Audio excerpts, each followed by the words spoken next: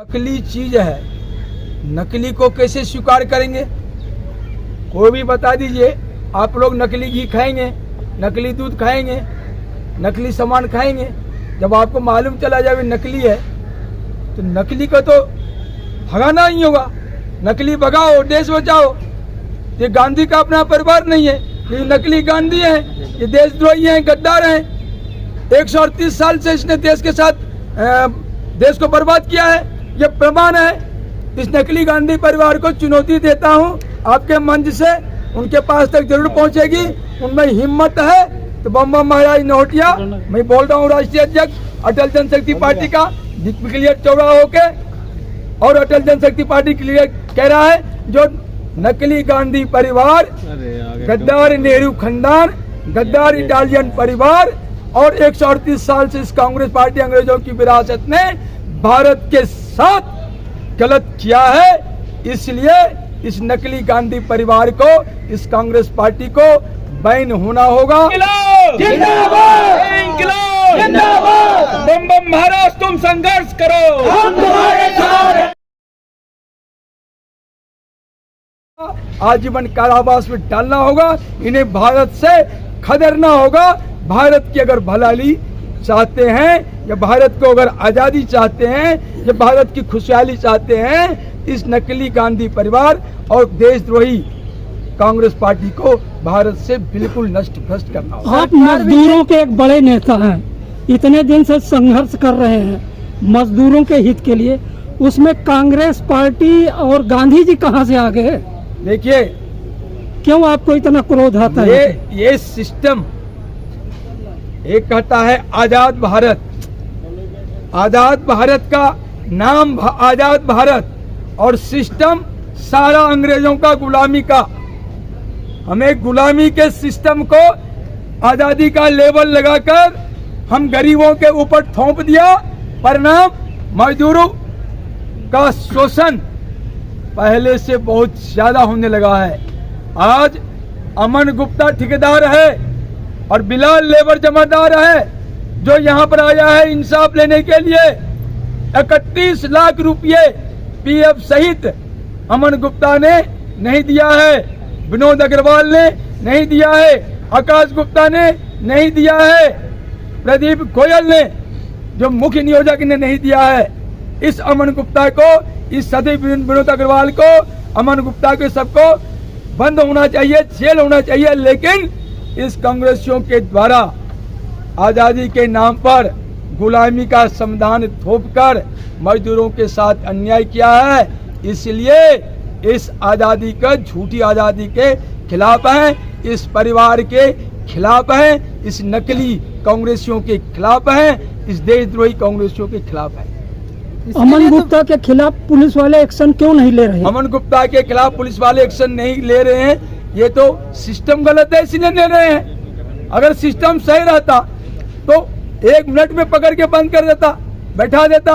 Police वाले ने, थाना वाले ने कहा फैसला कर लो, एक मीटिंग करा दी, दूसरी मीटिंग करा दी, लेकिन वो देने पैसा नहीं दिया, देने से मना कर दिया। कहा पुलिस वाला जो हम सिविल में पैसा के लेन देन हम कुछ नहीं कर सकते। हम उनको बोले भाई धरना देने दो, तो धरना देने में वो अड़चन कर रहे हैं। हमारे एरिया में धरना नहीं होगा।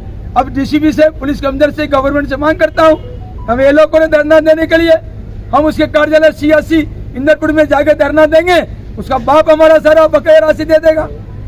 लेकिन यहाँ ये लोग दिक्कत कर रहे हैं, जिसके लिए हम यहाँ आए हैं। सरकार बीजेपी के और अपेक्षा आप कांग्रेस से कर रहे हैं। बात ये है, मैं कांग्रेस से इसकी अपेक्षा नहीं किया धरना की, इसकी अपेक्षा दिल्ली पुलिस से किया, केंद्र सरकार से किया। आप हमारी बात को सही ढंग से समझिए। हमने कभी इस कांग्रेस को, कांग्रेस जहाँ जवाब दे है वहाँ कांग्रेस की जवाबदेही कोई रखेंगे। और वैसे अगर लेके जाइएगा तो हर चीज की बुनियाद में, भारत में जितनी भी गलत हो रहा है, इसकी बुनियाद में ही 138 साल से भारत के लिए अभिशाप ये कांग्रेस पार्टी है। और ये गद्दार नेहरू खानदान और इटालियन परिवार है। जहां देखिएगा, जैसे रूप में घुमा के देखिएगा, इनका ही अभिशाप भारत को खा रहा है। तो कहाँ परिवर्तन की आवश्यकता है अभी वर्तमान में? परिवर्तन की आवश्यकता, सबसे ज्यादा परिवर्तन की आवश्यकता है 26 जनवरी 1950 को जो आदरणीय भीमराव जी ने संविधान, वैसे तो उन्होंने नहीं लिखा है, लेकिन लोग कहते हैं लिखा है, लोग कहते हैं तो मान लेते हैं। तो वो जो लिखे हैं संविधान, उस संविधान को मूल स्वरूप में लाना, और उस संविधान को मूल स्वरूप में लाने के बाद कुछ भलाई हो जाएगी। वैसे तो भारत को भारत का शासन व्यवस्था चाहिए, भारत को भारत का संविधान चाहिए, भारत को अंग्रेजों की या गुलामी के काल की कोई भी संविधान नहीं चाहिए। जो गुलामी के काल की संविधान अभी चल रही है, हमें तो सुप्रीम कोर्ट पर रोना आ रहा है, जो तीसरा स्तंभ है, जो आज तक गुलामी को अपना माँ बाप बना के बैठा हुआ है। सुप्रीम कोर्ट के किसी भी जज का जी में कभी कुछ आया नहीं। जो कैसे हम अंग्रेजी में सारी व्यवस्था कर रहे हैं गुलामी की भाषा को, विश्व में ऐसा कोई देश नहीं जहाँ उनकी भाषा में काम नहीं होता हो, जहाँ गुलामी की भाषा में काम होता हो। लेकिन सुप्रीम कोर्ट जैसे थर्ड जिसके पास असीमित शक्ति है, लेकिन ये सभी न्यायाधीश इस देश में गड़े चौक तो मतलब गर्व के साथ अंग्रेजों की भाषा को, गुलामी की भाषा को स्वीकार कर रही है। कौन अंग्रेजों की भाषा है? अंग्रेजी की सारी सिस्टम, अंग्रेजी किसकी भाषा है? शासन व्यवस्था किसकी है? अंग्रेजों की, भारत की थोड़ी है। पिछले 2014 से सरकार में है बीजेपी, और बीजेपी को आप क्या कहना चाहोगे? बीजेपी को कहना यह चाहूंगा, जो काम 8-9 महीना में 1 साल में हो सकता था, उसने 10 साल 11वां साल लगा दिया, नहीं कर सका। मैं भारतीय जनता पार्टी को लिख के दिया था, मोदी जी को लिख के दिया था, गृह मंत्री जी को लिख के दिया। जिस काम को आपने 8-9 महीने में नहीं किया, जो 8-9 महीने में हो सकता था, मैं कर सकता था। लेकिन ये भी चमचों की पार्टी है, इनको भी चमचे चाहिए। बम बम महाराज जैसे पुरुषार्थ नहीं चाहिए, इनको भी बम बम महाराज जैसे पुरुषार्थ नहीं चाहिए। चमचों ने छलनी कर दिया। अगर बम बम महाराज जैसे पुरुषार्थ चाहिए था तो दिल्ली में केजरीवाल रहता नहीं। 2012 के बाद जब ये 49 दिन में सरकार से इस्तीफा दिया था, उसके बाद ही इसकी सरकार खत्म हो जाती। मैं सरकार, दिल्ली राज्य नागरिक सरकार गठन करके जड़ समेत आम आदमी पार्टी गिरगिट केजरीवाल को गलत में डाल दिया होता। लेकिन इसने बीजेपी के कारण, खासकर अमित शाह जी के कारण, इसकी ईगो के कारण, उसने तस्तरीम परस के केजरीवाल को दिल्ली के शासन 3 बार दे दिया, और ये 4थी बार। यदि अटल जनशक्ति पार्टी केजरीवाल को नहीं रोका तो 4थी बार केजरीवाल ही आएगा, चाहे वो कितनों दिल्ली को लूट लिया हो, बेईमानी कर लिया हो, शैतानी कर लिया हो, बर्बाद कर दिया हो। कितने बंदे खड़े कर रहे हैं? बीजेपी से उठ चुका है। मेरा भरोसा बीजेपी से उठने की बात नहीं है, बीजेपी की नीति से उठ चुका है। बीजेपी की जो दिल्ली में जिस प्रकार वो गतिविधि कर रहा है ना, उससे उठ चुका है। नहीं तो इतना गलत आदमी, केजरीवाल जैसे गलत आदमी, आम आदमी पार्टी जैसे गलत आदमी 3 बार सत्ता में आ जाएगा, और 4थी बार भी आ जाएगा। अगर अटल जनशक्ति पार्टी इसको ब्रेकअप नहीं दिया तो 4थी बार वो आ जाएगा। बीजेपी चिल्लाते रहते हैं। कितने कैंडिडेट उतार रहे हैं? इसलिए अटल जनशक्ति पार्टी, अटल जनशक्ति पार्टी 70 के 70 सीट पर दिल्ली में चुनाव लड़ेंगे। और यदि हमारे पास साधन संपन्नता आ गई तो गारंटी दे रहा हूं जंतर मंतर के इस जगह से, जो 70 के 70 सीट भी जीतूंगा, 1 सीट नहीं हारूंगा। ताली तो बजा दे। मतलब आम आदमी पार्टी, कांग्रेस पार्टी, बीजेपी तीनों को चुनौती दे रहा हूँ। बस फ्री कर रखा है, एजुकेशन। मैं क्या कर रहा हूँ? मेरी नारा क्या है जानते हैं? सुंदर दिल्ली, स्वस्थ दिल्ली, सुयोग दिल्ली, सक्षम दिल्ली, सुदृढ़ दिल्ली। क्या बात, ये नारा है अटल जनशक्ति पार्टी का। और प्रत्येक विधानसभा में 20,000 परिवार को, मतलब दिल्ली के 70 विधानसभा में 14 लाख परिवार को प्रत्यक्ष नौकरी का अपॉइंटमेंट लेटर चुनाव से पहले 10-12 या 15-12 तक मैं बांटने जा रहा हूं। और इसके बाद महिलाओं को घर में रोजगार 15,000 की सैलरी देकर देने जा रहा हूं। रेहड़ी पट्टी वालों को पोजीशन लेटर देने जा रहा हूं। साप्ताहिक पट्टी वालों को पोजीशन लेटर देने जा रहा हूं। झुग्गी वालों को प्लॉट के कागज देने जा रहा हूं। भाई साहब, सभी लेडीजों को, जो लड़की शादी करने वाली, चाहे किसी भी जाति धर्म को, 5 लाख रुपये का उसकी शादी का खर्चा, मतलब शादी के लिए बगैर किसी प्रकार का वापसी का वो देने की भी प्लान बना चुका हूँ। मैं जो प्लान बना चुका हूँ ना, इस हमारे प्लान की योजना में ही सारे उड़ जाएंगे। और मिलावटखोरी जो जहर खा रहा है पूरा दिल्ली, उस सभी जहर से निजात दिलाने जा रहा हूँ। 30 से 35 रुपया पेट्रोल की कीमत कम करने जा रहा हूँ। 30 से 35 रुपया गैस की कीमत कम करने जा रहा हूँ।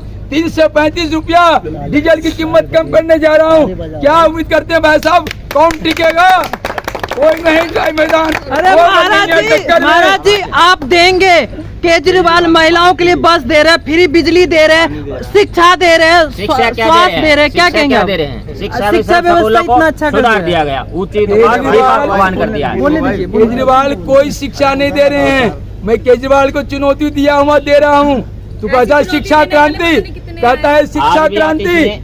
आदर्श शिक्षा क्रांति किसे कहते हैं? शिक्षा क्रांति का मतलब होता है मैकाले की शिक्षा नीति को बदल के अपनी नीति दो, तो वहाँ होता है शिक्षा क्रांति।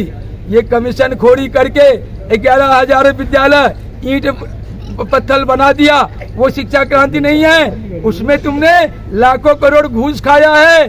तुम्हारे विद्यालय गिर रहे हैं, मलबे झर रहे हैं, प्लास्टर टूट रहे हैं। कितनी गलतियां इन्होंने शिक्षा के नाम पर किया है। जब मैं सरकार में आऊंगा ना, ये तो अभी कुछ दिन के लिए जेल गए हैं, ये सदा सदा के लिए परमानेंट जेल भेज देंगे। परमानेंट त्यारम जेलम गच्छति तेजवालम।